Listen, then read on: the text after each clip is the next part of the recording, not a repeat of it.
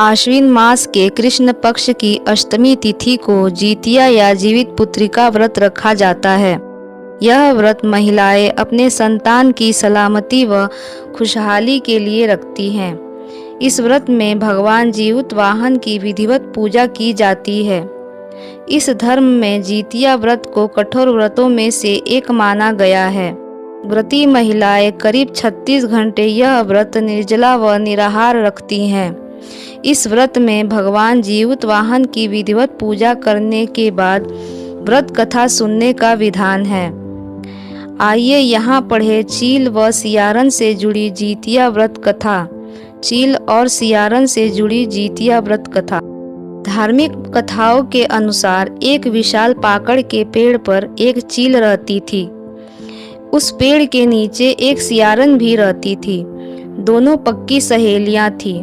दोनों ने कुछ महिलाओं को देखकर जितिया व्रत करने का संकल्प लिया और भगवान जीवित वाहन की पूजा करने का प्रण लिया।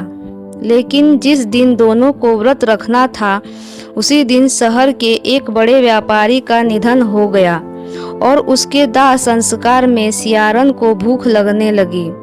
मृत्यु देखकर वह खुद को रोक न सकी और उसका व्रत टूट गया और चील ने संयम रखा और भक्ति भाव व नियम पूर्वक व्रत करने के बाद अगले दिन व्रत का पारण किया।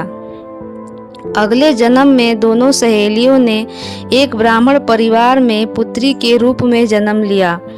उनके पिता का नाम भास्कर था। चील बड़ी बहन बनी और सियारन छोटी बहन के रूप में जन्मी थी। चील का नाम शीलावती रखा गया। शीलावती की शादी बुद्धिसेन से हुई, जबकि सियारन का नाम कपूरावती रखा गया और उसका विवाह उस नगर के राजा मलाय केतु के साथ हुआ। भगवान जीवित वाहन के आशीर्वाद से शीलावती के 7 बेटे हुए, पर कपूरावती के सभी बच्चे जन्म लेते ही मर जाते थे। कुछ समय बाद शीलावती के 7 पुत्र बड़े हो गए और सभी राजा के दरबार में काम करने लगे। कपूरावती के मन में उन्हें देखकर जलन की भावना आ गई। उसने राजा से कहकर सभी बेटों के सर कटवा दिए। उन्हें 7 नए बर्तन मंगवाकर उसमें रख दिए और लाल कपड़े से ढककर शीलावती के पास भिजवा दिए।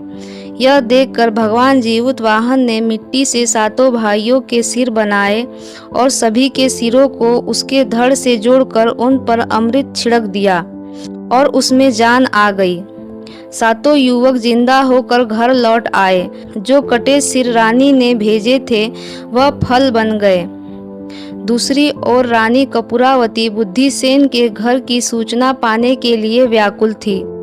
जब काफी देर तक सूचना नहीं आई तो कपूरावती खुद बड़ी बहन के घर गई। वहां सबको जिंदा देखकर सन्न रह गई। जब उसे होश आया तो उसने सारी बात अपनी बहन को बताई। कपूरावती को अपने किए पर पछतावा हुआ। भगवान जीवित वाहन की कृपा से शीलावती को पिछले जन्म के बातें याद आ गई। वह कपूरावती को भी उसी पाकड़ के पेड़ के पास ले गई और उसने सारी बात बताई। कपूरावती बेहोश हो गई और मर गई। जब राजा को इसकी खबर मिली तो उन्होंने उसी जगह पर जाकर पाकड़ के पेड़ के नीचे कपूरावती का दाह संस्कार किया। बोलिए जीवित वाहन भगवान की जय। बोलिए जीवित भगवान की जय। हेलो फ्रेंड्स, प्लीज़ चैनल को लाइक, सब्सक्राइब और शेयर करें। धन्यवाद।